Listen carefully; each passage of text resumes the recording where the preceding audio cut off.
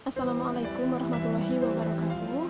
Saya Rasyida Amalia dari kelompok 6. Di sini saya akan menyampaikan materi tentang 4 model PR menurut J. Ibrani Tuhan. Kemudian ada media serta teknik humas di lembaga pendidikan.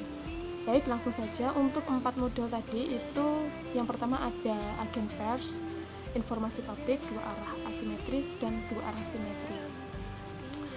Oke, langsung saja. Maksud dari model agen pers itu ialah suatu model komunikasi yang sifatnya itu satu arah dari pihak pengirim dan penerima, yang mana dalam komunikasi tersebut pihak pengirim itu tidak meminta feedback atau ulasan dari pihak penerima.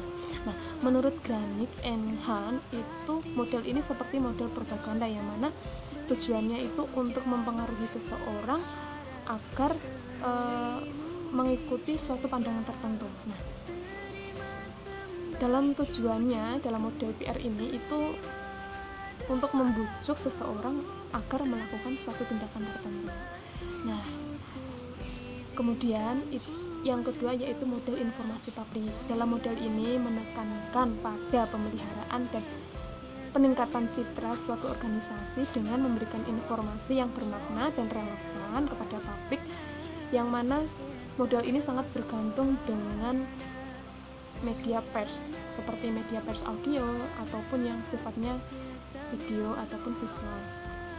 Kemudian yang ketiga yaitu model 2 arah asimetris. Nah, dalam model ini itu tujuannya untuk mempersuasi penerima pesan agar melakukan suatu tindakan, apakah ia mau membeli produk ini, terus kemudian untuk dimintai suatu dukungan dan lain sebagainya. Nah, dalam model ini itu komunikator mendapat tanggapan dari si penerima informasi. Kemudian yang keempat itu ada model 2 arah simetris. Nah, dalam model ini itu tidak hanya membujuk saja, akan tetapi juga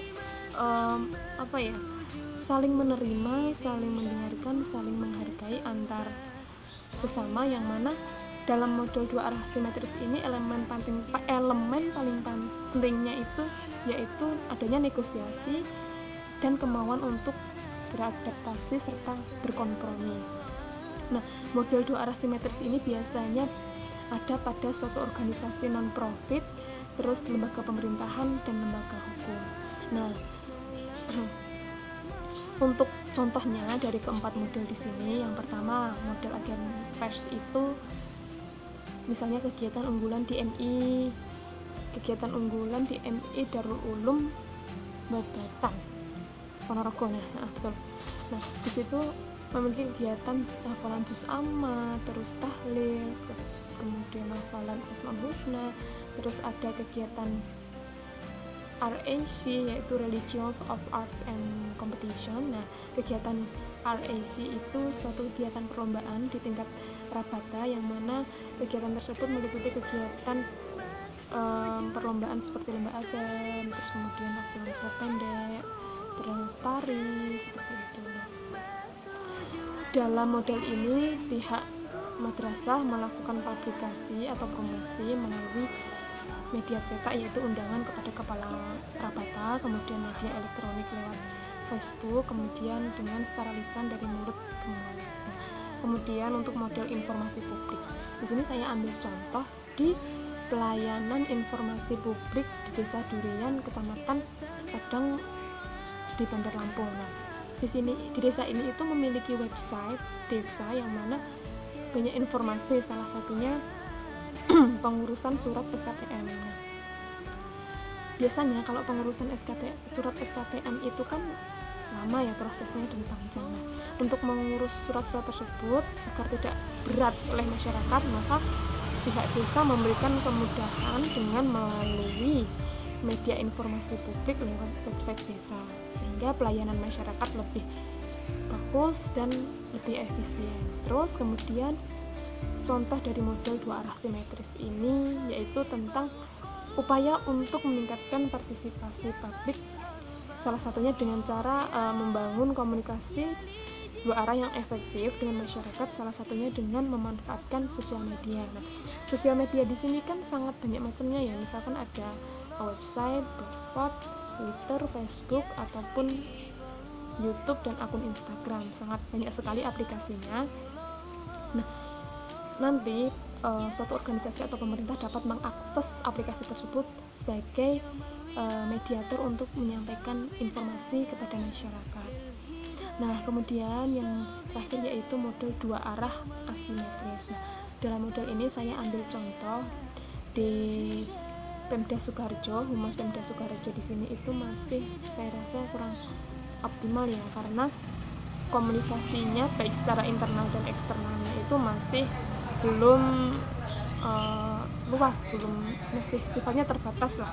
Misalnya dalam komunikasi internal saja itu hanya sifatnya pada kegiatan rapat, sosialisasi, atau pengumuman pakaian seragam, terus ada buletin. Adapun buletinnya itu pun juga dicetaknya juga terbatas ya. Jadi tidak seluruh masyarakat bisa memanfaatkan atau mendapatkan informasi melalui buletin tersebut. Nah, kemudian untuk informasi secara eksternalnya itu sifatnya masih tradisional sekali, itu dengan pemasangan baliho di pinggir jalan. Nah, untuk pemasangan baliho itu kan kita bisa lihat ketika ada seseorang lewat, otomatis kan dia mengetahui informasinya. Kalau ada masyarakat yang tidak lewat, otomatis kan dia nggak tahu ya kan.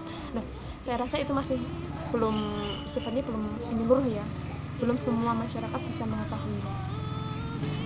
Nah, kemudian pembahasan yang kedua yaitu tentang media dan teknik humas dalam suatu lembaga pendidikan. Nah, di sini ada 3 macam, yang mana pertama sifatnya visual, itu menggunakan indera penglihatan. Itu sangat banyak sekali contohnya, misalkan adanya pameran, terus kemudian ada majalah dinding, buletin sekolah, terus buku-buku, terus ada laporan, papan pengumuman, seperti itu. Nah, kemudian untuk media menggunakan audio, indera pendengaran itu bisa pada radio, tape recorder, telepon, ataupun kesenian dan alatnya. Yang terakhir itu ada media yang sifatnya campuran. Campuran itu perpaduan antara media visual dan media audio. Jadi bisa film, terus televisi, terus kemudian ada ceramah, terus ada tanya jawab, musyawarah antar pihak intern dan ekstern seperti itu, terus kunjungan rumah ke rumah, terus kemudian adanya pawai atau karnaval dan lain sebagainya.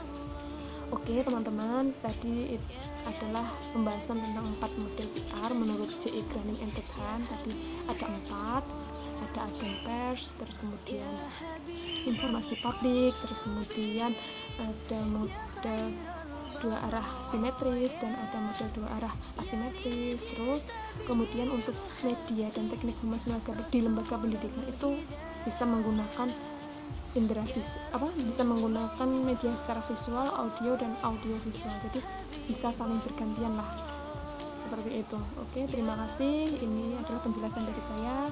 Kurang lebihnya saya mohon maaf. Apabila ada tutur kata yang salah, saya mohon maaf yang sebesar-besarnya. Akhiran wabillahi taufiq wal hidayah. Assalamualaikum warahmatullahi wabarakatuh.